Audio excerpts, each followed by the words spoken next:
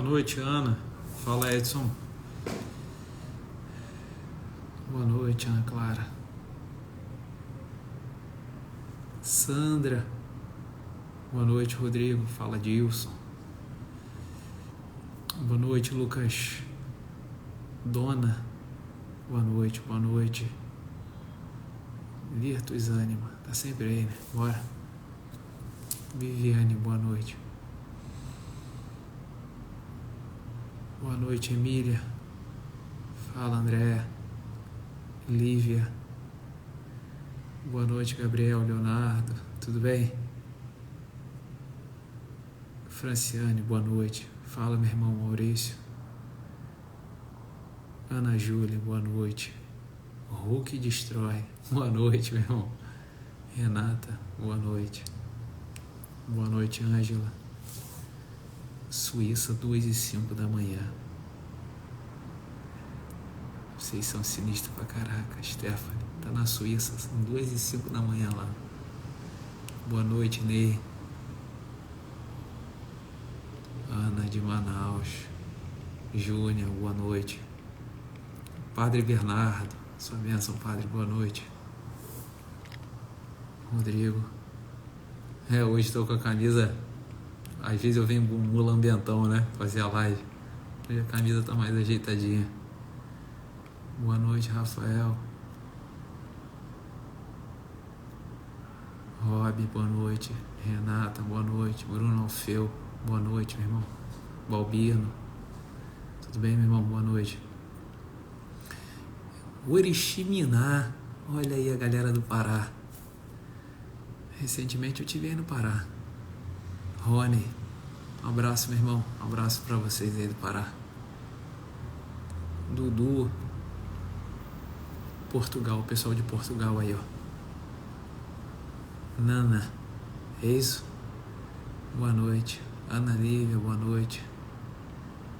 Qual o assunto da aula? Ainda não sei muito bem não, cara. Eu entro aqui usualmente meio que sem saber. Eu já falei um pouco sobre isso com vocês, né?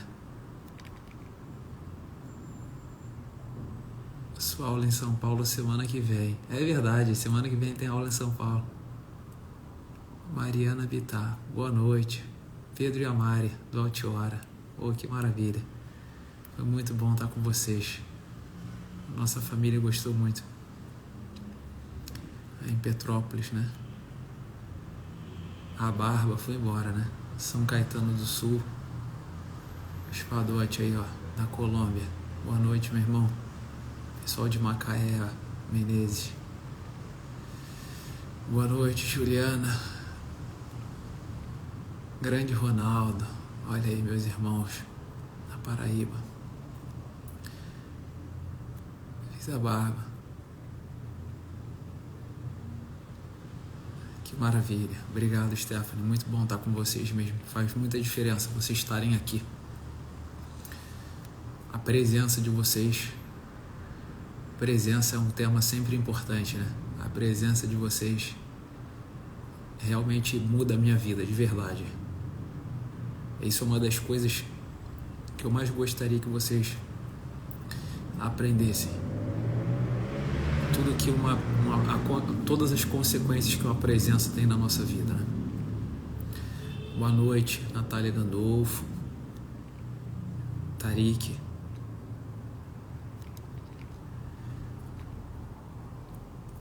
Tarik. A memória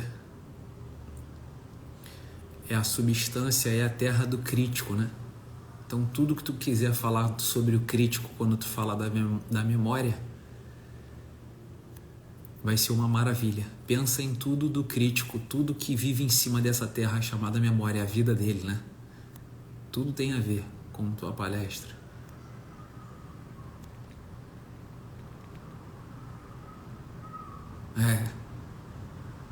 Roberto deu uma sumida esses dias aí, Roberto. Deve ter ido fazer filho. Igor, boa noite, meu irmão. Clara, boa noite. Gabriel, Maria, boa noite. Tatá, Camila, boa noite. Matheus, Dudu, Luan, Dourados, pessoal de Dourados, Natália, meu amor da minha vida. Que alegria hoje comemorar o Dia das Mães do teu lado. A mãe mais impressionante que eu já vi nessa terra, minha esposa Maria.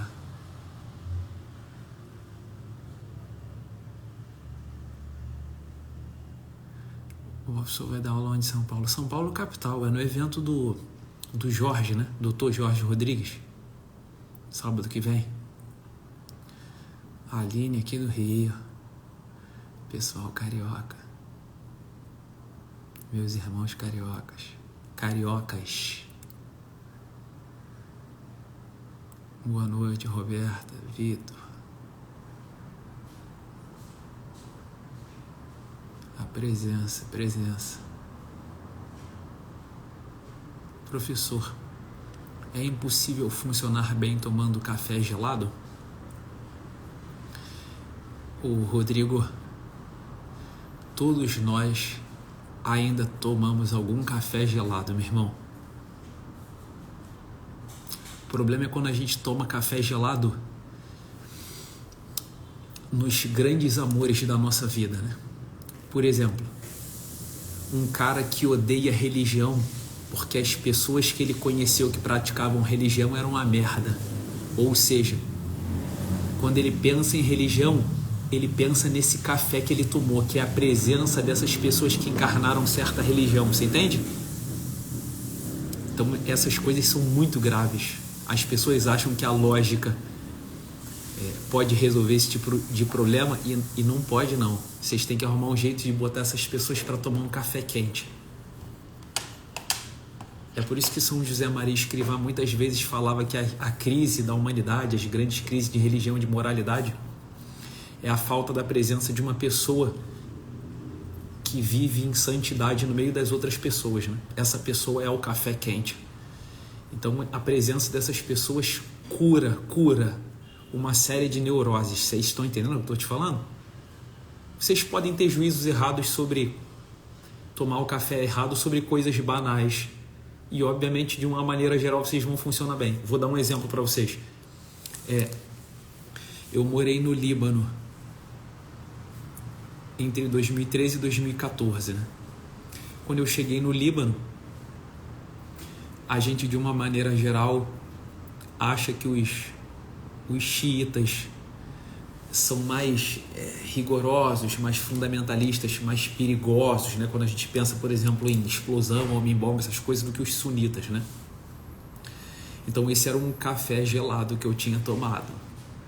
Quando eu cheguei, o café lá tinha outro sabor, entende? Era muito diferente do que eu imaginava. Por quê? A gente aprende isso aí através da mídia, através de livros tomados de ideologia, entende? Essas coisas que eu falo são o café gelado. Nossas mensagens vão parar nos seus dendritos e axônios. É isso aí. Boa noite, Kelly. A Vanessa, tu que me perguntou ainda agora no direct, né, Vanessa? Como despertar a força irascível, professor? A força irascível, ela não existe para curar injustiças. Então, para você despertar força irascível, você precisa... Então, ela pode ser despertada de maneira errada ou de maneira correta, né? Como é que a força irascível de maneira correta? São aquelas pessoas que têm um ímpeto, uma empolgação para cumprir uma grande vocação, né? Um grande roteiro de vida que elas estão cumprindo, não é isso?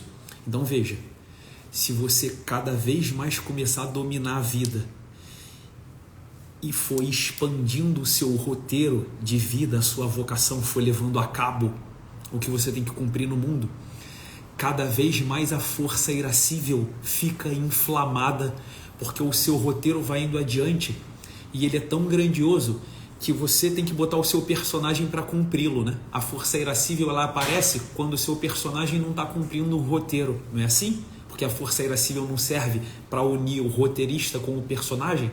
Eu quero ir para a academia. aí não estou conseguindo levantar na hora. Aí eu tenho que... o pessoal fala assim, eu fui para academia na raiva, eu levantei na raiva, entende? Para cumprir um roteiro que você considera importante. Quanto mais importante for o seu roteiro, quanto mais você compreender o tamanho da sua vocação, mais a força irascível vai te apoiar. As pessoas entendem muito mal esse assunto, tanto é que elas ficam chamando essas coisas de força de vontade, e não é força de vontade que faz isso. Força de vontade ela é muito intelectual, ela cessa quando cessa a decisão mental, entende? Ou seja, ela cessa quando a gente, sobretudo, decide os caminhos da nossa vocação. Então você normalmente não está inflado quando a força de vontade entra em cena. Quando entra em cena uma força que tem esse tom de empolgação, essa força não é mais força de vontade, ela já é a força irascível, né? As pessoas têm uma dificuldade muito grande de entender a diferença dessas forças. Para mim, ela é muito nítida, a diferença entre elas duas. Elas são forças completamente diferentes de pessoas diferentes. Uma é a força do crítico, a outra é a força do roteirista. São coisas muito diferentes, tá?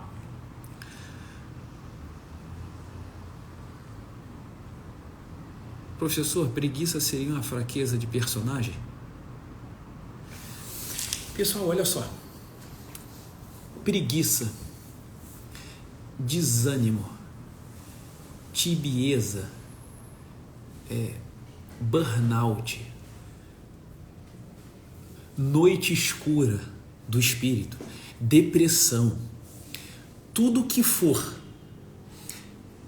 uma energia decaindo, uma força decaindo, tudo que for isso é uma descompressão, né? Então vocês falam assim, preguiça é uma fraqueza do personagem. Existe uma preguiça que é fraqueza do personagem, mas existe uma preguiça, e obviamente a gente não dá nome de preguiça para tudo, não é isso? Preguiça é a falta de alguma coisa para realizar alguma coisa, né? Então tem preguiça que é falta de desejo, tem preguiça que é falta de vontade, tem preguiça que é falta de força irascível, vocês entendem? Então quando você fala assim, preguiça, eu sei que você não tem a mínima ideia nem ainda do que está perguntando, por falta de conhecimento da personalidade, vocês entendem? Vocês sabem que putz, cara, tá aí. Eu acho que eu vou falar sobre essa pergunta aqui do Marcos hoje. Como um café sem açúcar pode ser oferecido para renovar todas as coisas? Porra, pessoal, olha só. Eu vejo que... Eu já falei isso com vocês quando eu falei de Santo Irineu de Lyon, né? As pessoas hoje elas têm uma grande desordem psíquica, espiritual, de alma, intelectual, tudo o que vocês considerem imaterial do mundo eidético, do mundo das ideias, porque elas estão muito pouco ordenadas e têm um conhecimento muito frágil do mundo material, visível, das coisas que a gente pode tocar. Vocês lembram quando eu falei para vocês que o nosso mundo intelectual ele depende completamente da moralidade da vida, do café quente? Então as pessoas elas acham, quando elas pensam assim, cara, como é que um café quente, como é que eu trocar um banho quente por um banho gelado pode fazer diferença no ordenamento das coisas do mundo, né? Eu vivo falando pro pessoal aí, eu botei um dia desses pro pessoal fazer oferta espiritual, fazer 3 coisas, né? Fazer uma caridade, uma obra no mundo, né? Obra que são amores concreta pro pessoal do Rio Grande do Sul, fazer uma oração pedindo por eles e fazer uma oferta espiritual. Aí uma porção de gente mandou no direct assim, o que é isso? Oferta espiritual. Pessoal, olha só. Vamos para o mundo concreto aqui, para o mundo real.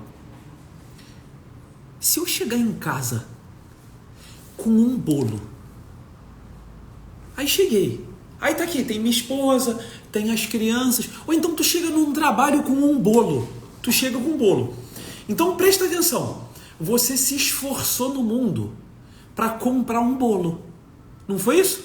Você pegou teu dinheiro, que é fruto do teu trabalho, do teu sacrifício, passou em um local, comprou um bolo.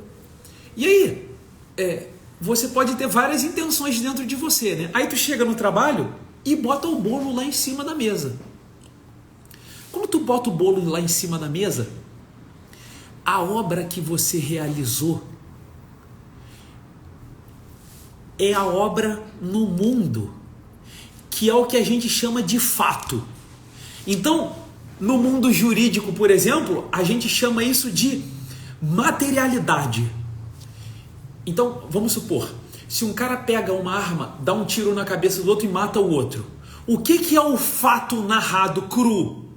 É assim, ó. O Diego pegou uma arma calibre 9mm, deu um tiro na cabeça do cara e matou o cara. Isso é o fato narrado, a obra, né? Essa é a obra. O que a gente não sabe sobre isso aí? A gente viu o personagem no mundo, não é isso?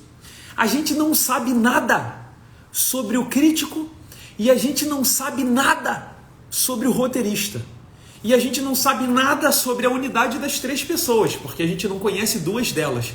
Então por que aí a gente fala assim, ó, e esse fato no mundo, pegar uma arma, dar um tiro na cabeça do outro cara, ele tem a materialidade, ele tem um fato concreto de um crime, ou seja, existe tipificado materialmente, concretamente, no Código Penal, esse ato, né? Matar uma pessoa. Existe isso tipificado.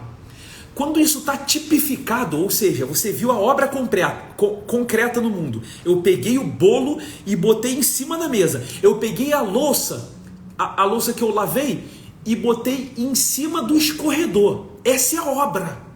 Ponto. Narra a obra e ponto. A gente então não está fazendo juízos e julgamentos sobre a obra, que são coisas muito diferentes, a gente já viu, e a gente não sabe a intenção, nada do que está ali dentro.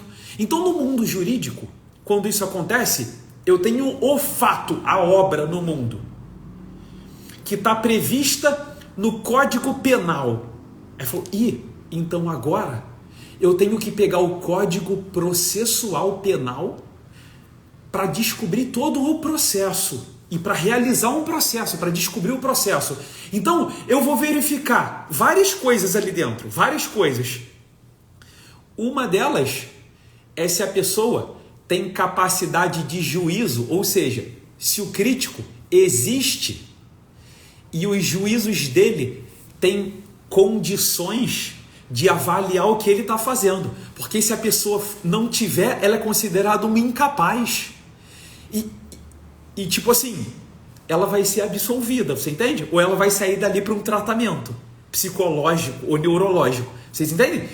Depois disso, de ver a sanidade da pessoa, eu ainda vou ver a intencionalidade para calcular a culpabilidade. É assim no julgamento. Eu estou falando isso para vocês.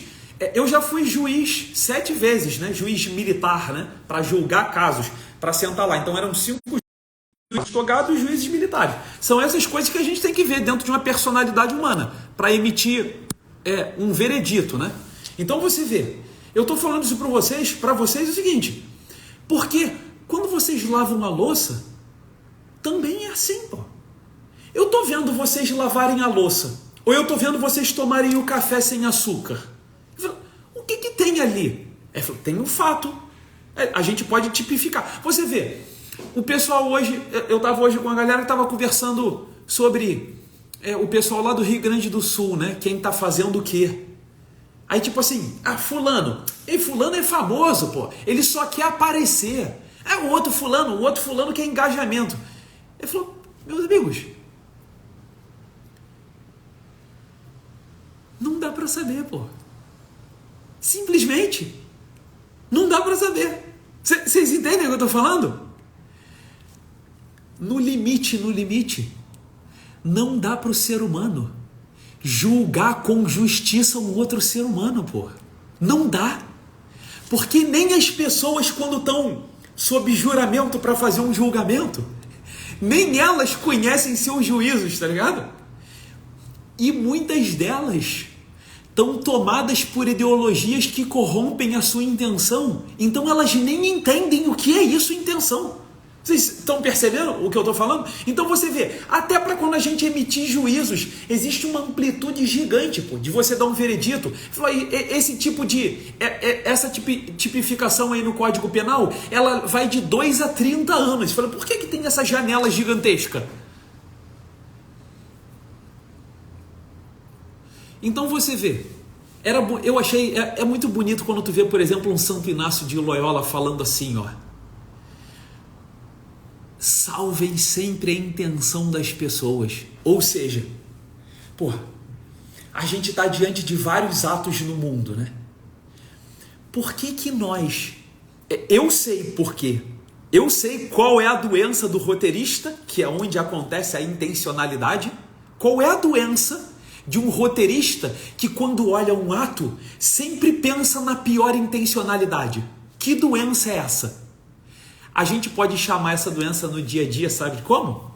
De pessimismo. Só que ela acontece no roteirista por causa de várias outras coisas que acontecem no crítico, já que o que acontece com o roteirista vem do crítico, e o crítico, o juízo que ele faz sobre o café, ele faz sobre o café que o personagem toma no mundo. Ou seja, Santo Inácio de Loyola falava assim, ó: quem olha a intenção do ato de um homem e, sem saber essa intenção pela própria fala do homem, considera a intenção como má, demonstra para si e para o mundo qual é a origem das suas próprias intenções. Resumindo, quem acusa a intenção do outro fala de si mesmo que é culpado da sua intenção. Porra, essa porra é uma maravilha, meu irmão. Cara, isso é de uma densidade do conhecimento de uma personalidade humana. Não é à toa que foi desse cara que a história da igreja aprendeu o pequeno tratado que ele escreveu sobre o discernimento dos espíritos, né? O cara que escreveu as nuances presta atenção nisso que eu estou falando para vocês. Toda discussão que existe dentro da igreja católica sobre imperfeição. Aí quando uma imperfeição passa a pecado venial, quando um pecado venial passa a pecado mortal, tudo isso que eu estou falando para vocês nada mais é do que uma personalidade que comete um ato errado, e esse ato ele vai sendo tomado pelas 3 pessoas. Ou seja, eu cometi um ato no mundo e eu sei o juízo dos meus atos e eu sei a intencionalidade. Então você vê, quanto mais eu comprometo as 3 pessoas, a personalidade inteira, mais grave é essa ação. E obviamente, se eu tenho consciência ainda do que eu estou fazendo, eu comprometi a personalidade inteira e a unidade da personalidade, que é a gravidade máxima, né, do comprometimento da personalidade humana com o erro. Vocês entenderam isso que eu falei agora? É que a frase de Santo Inácio é muito densa, né? Eu estou aqui destrinchando, sobretudo, como isso é feito no direito. Porque existe a ciência do direito para a gente tentar fazer esse tipo de coisa. É que hoje, eu estou falando isso para vocês, de vez em quando eu dava umas aulas para juristas, né? Para uns juízes, promotores, para uma galera dessas. Pô, eles ficavam maravilhados com isso que eu estou falando, porque eles chegam a ser juízes federais. E não tinham ideia disso, pô.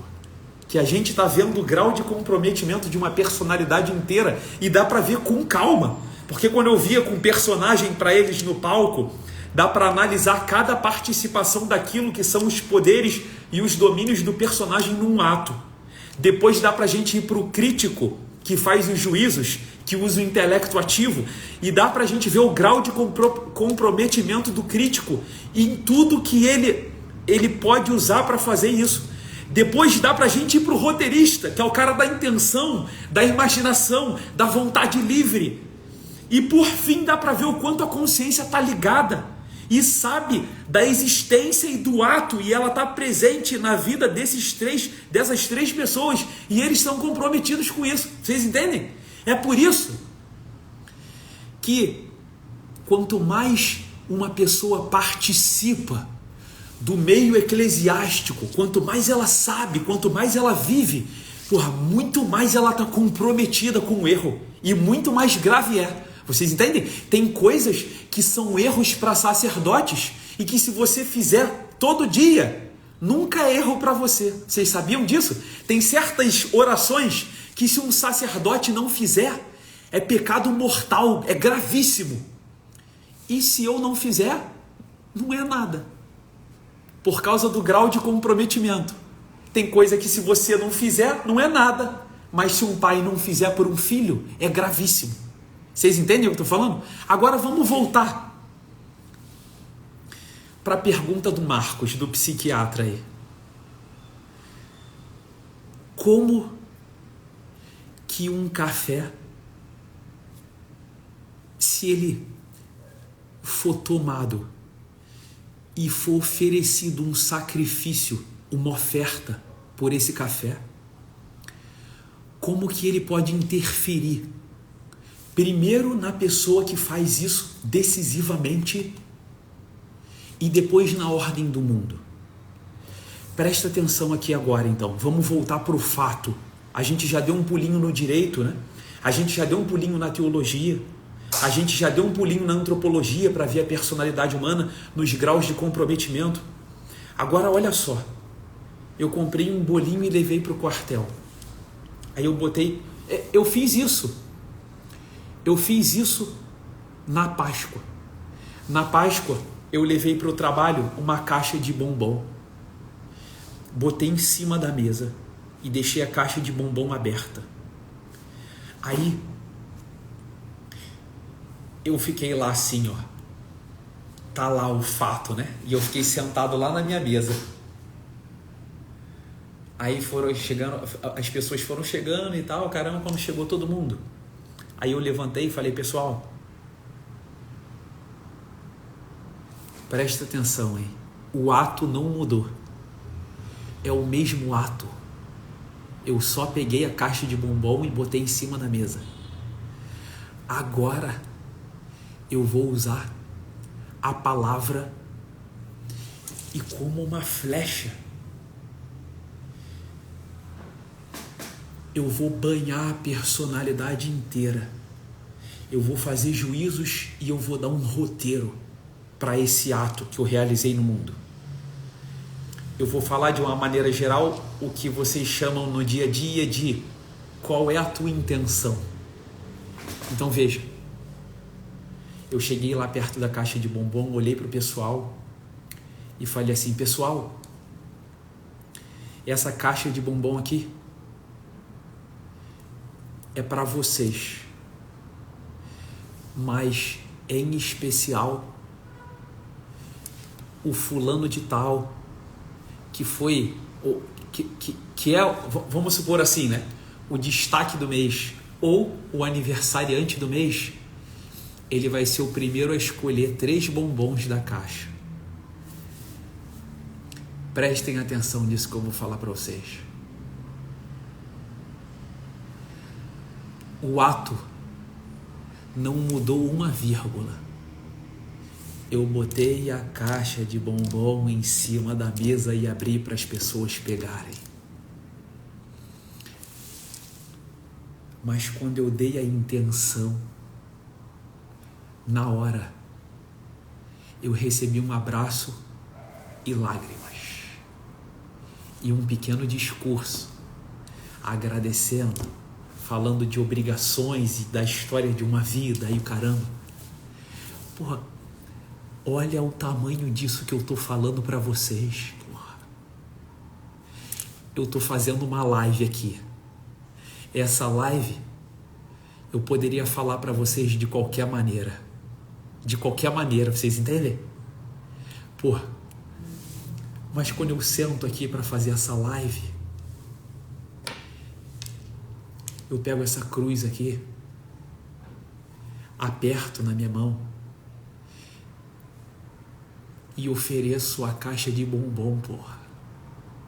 Eu falo assim para Jesus, Jesus, vão entrar umas pessoas aqui e eu queria carregar junto comigo os teus sacrifícios para que a gente pudesse cortar o coração delas com uma intenção, com o mesmo ato, é a mesma caixa de bombom, porra. Eu podia fazer isso de qualquer maneira, vocês entendem? Mas quando eu falo o ato,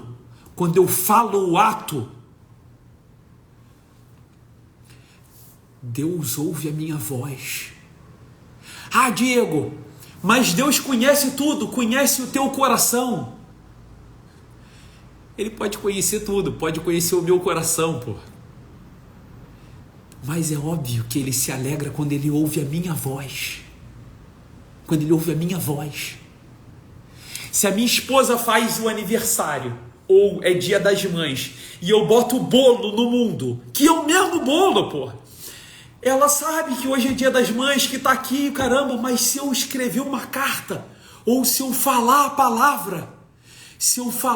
palavra, o ato não muda, é o mesmo ato no mundo, é a mesma louça que vocês vão lavar, é a mesma educação física, pô. Você viu, domingo, quando eu venho aqui fazer a live de domingo, 9 horas da noite, hoje eu fiz treinamento físico. Fiz um dos treinamentos físicos que mais acaba comigo, que é dar tiro de corrida, né? Que às vezes, inclusive, eu vomito fazendo isso, pô. Você vê, quando eu faço isso, eu falo, eu ofereço por vocês, pelo pessoal do Rio Grande do Sul. A minha corrida, cara. Então para pensar na pergunta que me fizeram aí no começo, Diego, como fortalecer a força irascível no coração de vocês, porra? Porra, se vocês acordam para correr até vomitar, porra, vocês não vão aguentar fazer isso durante a vida, carregar esse peso, porra. Mas se vocês acordam para correr e vocês não estão vomitando por causa de uma educação física, vocês estão vomitando por causa da alma de uma pessoa, porra. E a educação física de vocês pode fazer a diferença entre uma pessoa ir para o inferno e para o céu. A força irascível de vocês está combatendo pela eternidade de uma pessoa. É assim que o espírito humano vai para a perfeição e se inflama, vocês entendem? Porra, você não está mais lavando louça. Porque você falou a sua intenção, você entende? Você falou a sua intenção, pega uma cruz, pendura na frente da tua cara, sei lá o que você faz, porra. Se falassem assim pra você, ó, se você lavar essa louça eu vou te dar R$1.000, que é o fundamento do emprego, não é assim?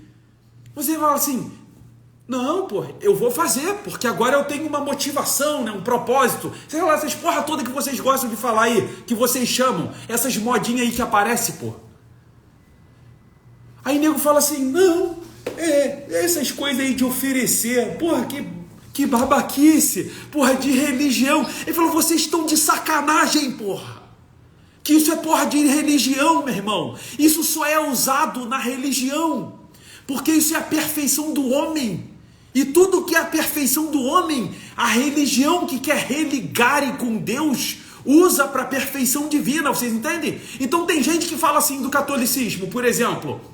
E vocês pegaram as coisas pagãs para praticar religião. Porra, vocês estão de sacanagem, meu irmão. É óbvio que é para pegar as coisas que estão no mundo para fazer religião. Vocês entendem? É para pegar tudo que vocês têm e tem que virar religião com tudo.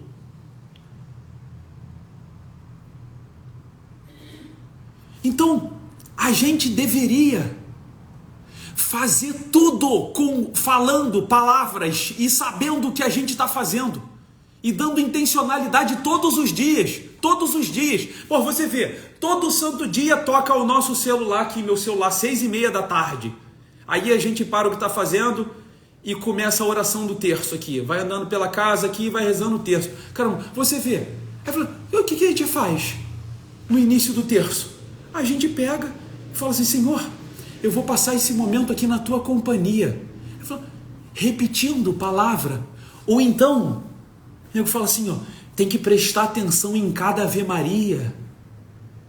Porra, então a parada é um mantra. Ele fala, porra, vocês estão de sacanagem, meu irmão. Vocês nunca ouviram uma música romântica para pensar numa mulher? O cara que está rezando o terço, ele ouve uma música de fundo, né? Que são Ave Marias, entende? Ele ouve uma música de fundo. Enquanto ele ouve uma música de fundo, ele pensa em você sentado com aquela mulher né? Ouvindo sei lá, Stevie Wonder, a música romântica paraca. To really love the woman, to understand her, you gotta know her deep inside. Tu tá lá ouvindo, aí tu tá pensando em você e a mulher amada fazendo carinho assim, ó, caramba, o cara quando tá rezando o terço, ele tá fazendo o quê? Ele tá ouvindo a Ave Maria no fundo e ele tá ali nos mistérios dolorosos, né? Debaixo de uma cruz, olhando, ele tá ali, igual você pensa quando tá com a mulher. Você entende? Pô, é só isso, meu irmão. Quando vocês tentam entender a religião e vocês não percebem que ela tá completamente impregnada no dia de vocês, porra. A vida de vocês é toda assim, meu irmão. Eu já expliquei pra vocês. Vocês não conseguem viver outra coisa. A diferença nossa é só a potência dos amores, onde a gente emprega as mesmas faculdades da alma, os mesmos poderes, porra. O mesmo olhar que você pode ficar olhando para um Cristo crucificado e o teu coração mudar completamente por dentro, porque o teu olhar vai se transformando naquilo. É o mesmo poder. O poder de um olho que olha a imagem.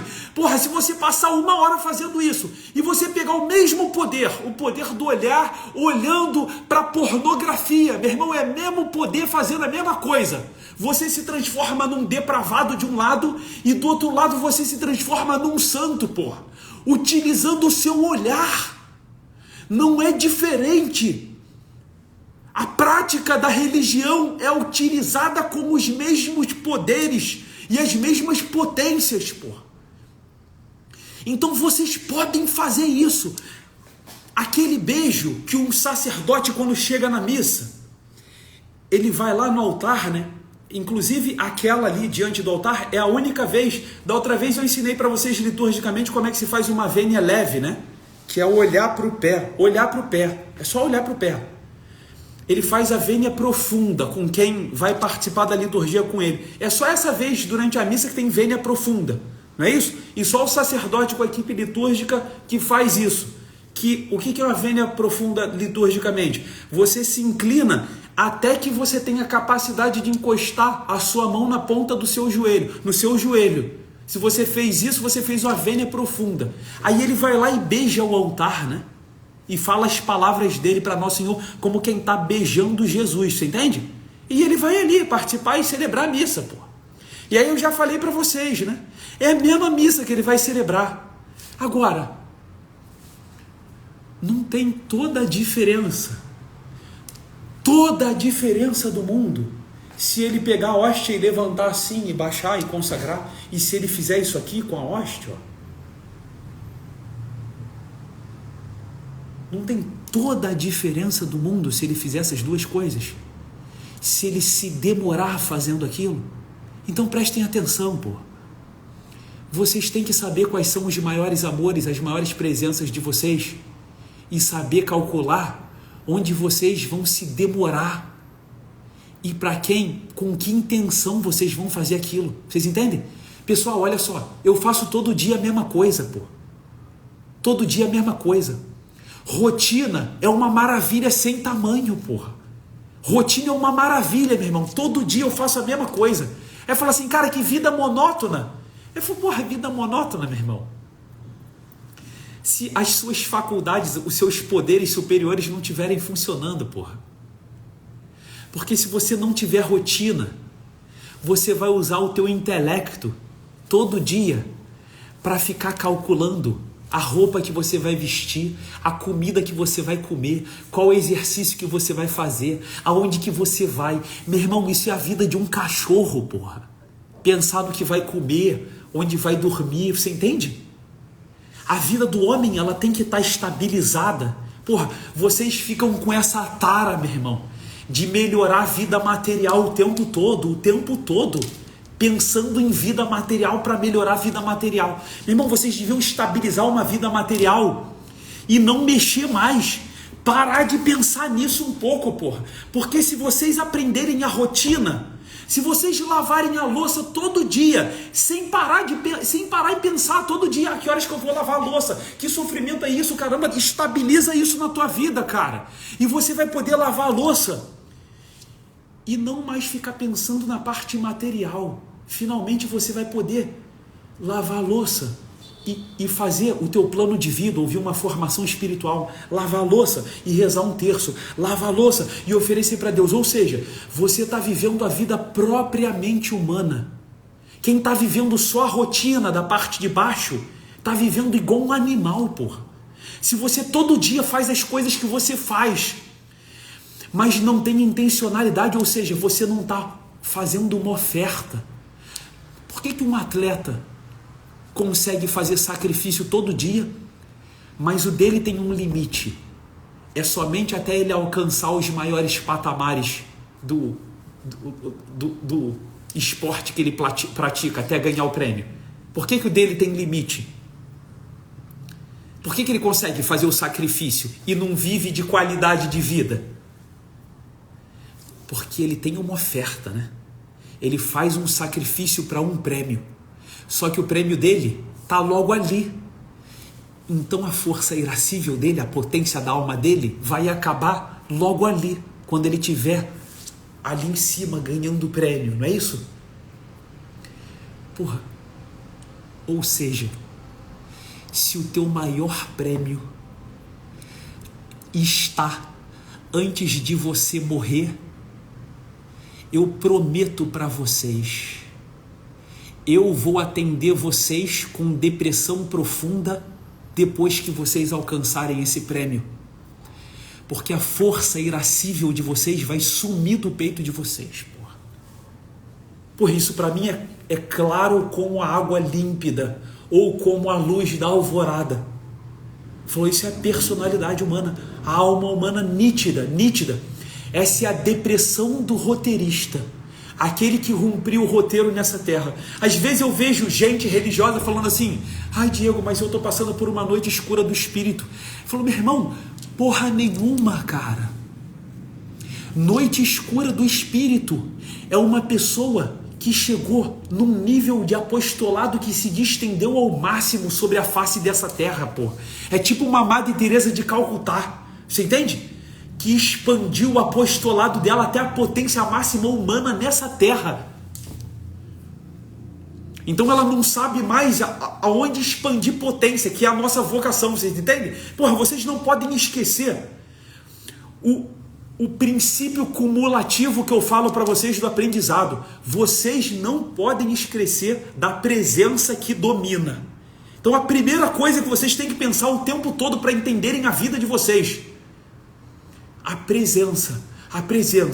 Aí depois disso, a presença que domina, o domínio, eu tenho que dominar. Depois, dilui isso. Eu tenho que dominar como?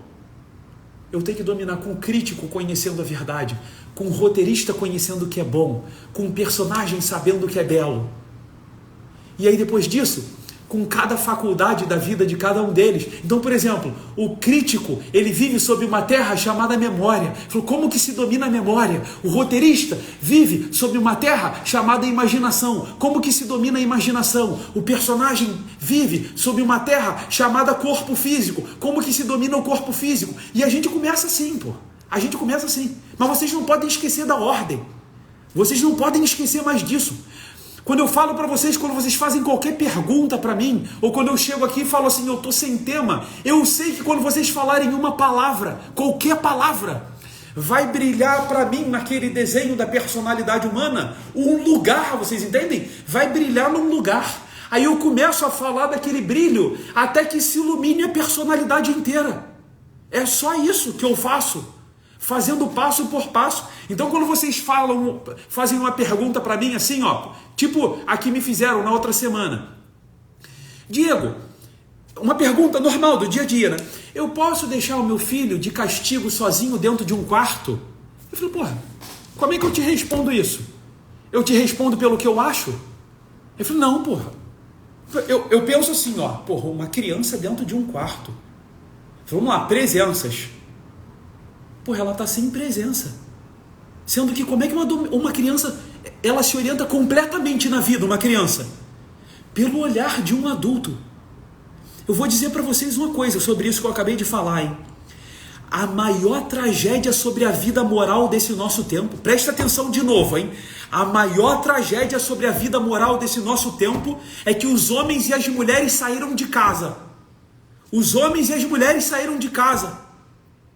Então, quando um filho faz merda, e ele olha para reconhecer o que ele fez, não tem nenhum olhar que encontre com o olhar dele e balance a cabeça, funcionando como a origem da consciência dele e falando assim, ó, sim, para se aquilo é um ato verdadeiro, bom, belo do homem ou não, para se aquilo é um ato ruim, feio e mentiroso do homem.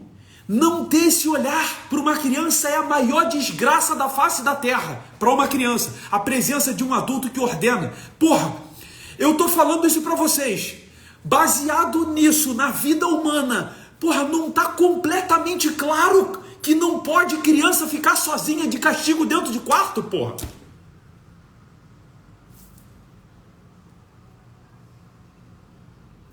Mas por que a gente não sabe disso? Porque a gente vive de modinha, porra. A gente vive de moda hoje em dia. Aparece uma pessoa aqui que, porra, tem uma porrada de seguidor. Aí ela fala uma parada. Aí, porra, ela não sabe nada de educação. Ela nem cria o filho dela, porra. Mas como você ama dinheiro e ela é rica e ela tem carrão, aí você fala assim, porra, ela é rica. Eu sei como é que funciona isso na personalidade e eu já expliquei pra vocês, porra. Não saber que é assim é uma ideologia chamada tecnicismo. Ah, não, vou botar meu filho para aprender futebol com o Neymar. O seu filho não vai pro Neymar para aprender futebol. Ele vai pro Neymar para aprender a ser como o Neymar, pô. Ele vai pintar o cabelo como o Neymar. Entende? Ele vai amar as coisas que o Neymar ama. É assim que são as coisas, pô. Então vocês ficam indo para as pessoas para fazer as coisas que as pessoas vão fazer. Não é porque vocês querem criar bem o filho, não, pô. Vocês vão porque ela é rica e ela tem os bens materiais que vocês têm, mesmo que ela esteja fazendo um monte de merda, meu irmão, mesmo que ela nem crie os filhos dela, mas você ouve ela, sabe por quê? Porque você ama dinheiro, porra. Mas você nem consciência disso tem, né? Vocês entendem? Vocês nem consciência disso têm, porra. Então veja, galera. Vamos lá. Para a gente encerrar aqui. Olha só, hein? Vamos juntar os pontos. Por que vocês nem conseguem oferecer as atividades de vocês durante o dia? A primeira coisa, vocês não são livres. E eu já dei uma aula para vocês sobre isso, consciência e liberdade. Ou seja, quando vocês entram para tomar banho, quando vocês começam a lavar um prato, a consciência de vocês não está ali, porra. Às vezes vocês começam a lavar um prato e vocês estão até reclamando, vocês entendem? Porra, todo dia eu tenho que fazer essa porra aqui. Ou então vocês estão ali doidos para acabar, vocês não sabem o que vocês estão fazendo, pô.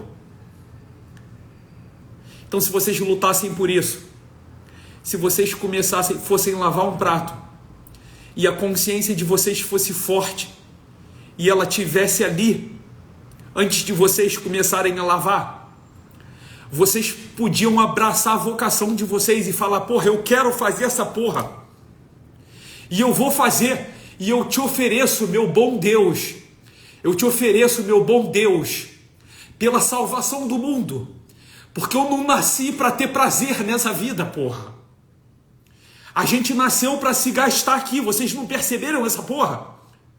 Vocês vão ser vítima de lavar um prato, porra, vocês são vítima disso, porra.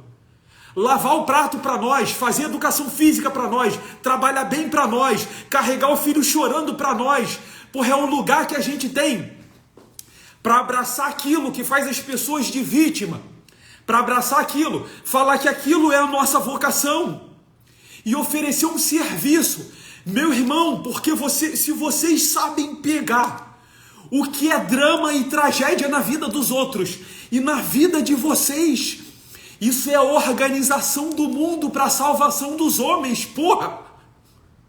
Porra! Vocês estão vivendo como deuses, porra! É isso que a Igreja Católica chamou de santidade.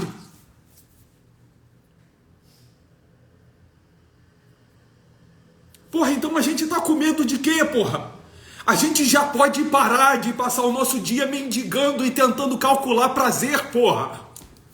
A gente já pode livremente agora começar a abraçar o mais difícil, vocês entendem? No trabalho de vocês, quando aparecer aquela porra que ninguém quer fazer, vocês podem falar assim, eu quero fazer. Aí o nego fala assim, cara, que porra é essa? O cara é maluco. Porra, nego vai querer saber por que vocês abraçaram o mais difícil. E quando vocês falarem a intenção do coração de vocês, vocês vão rasgar o coração daquela pessoa no meio, porra. Mas vocês querem convencer os outros. Sabe como é que vocês querem converter os outros?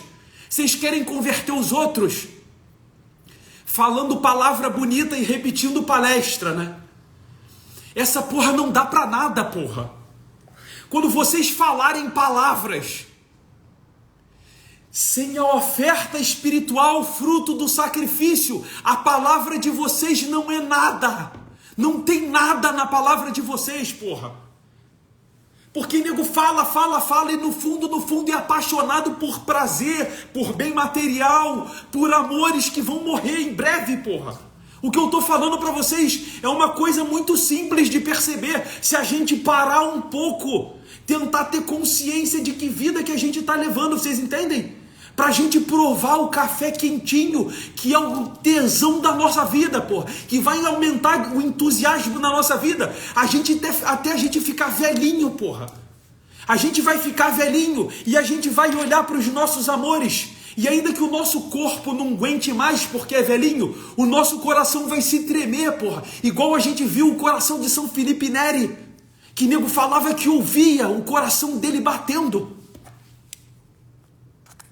Se a gente parar com essas babaquices, porra, de sentar numa cadeira, a cadeira tá incomodando a gente e a gente pensar assim, porra, eu acho que eu tenho que comprar uma cadeira mais confortável. E enquanto isso, eu conheço sacerdote que fica botando pedra no sapato para ficar sentindo incômodo, porque quando sente incômodo acontece como Platão dizia, né?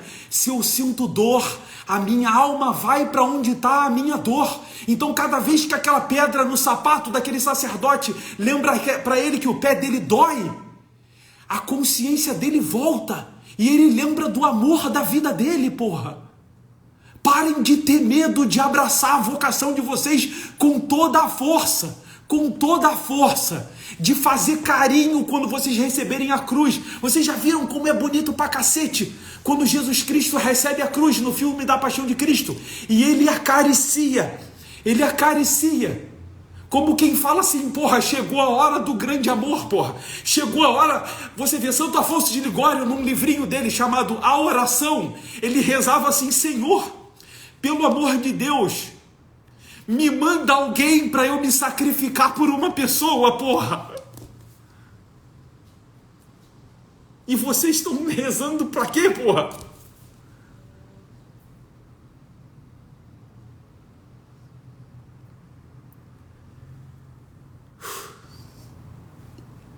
Vamos que vamos.